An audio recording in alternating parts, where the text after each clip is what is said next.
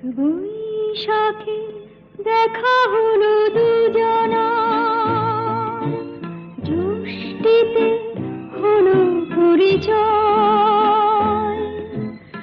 আসছে আষাঢ় মাস, তাই ভাবছি কি হয় কি হয়, কি জানি কি হয়।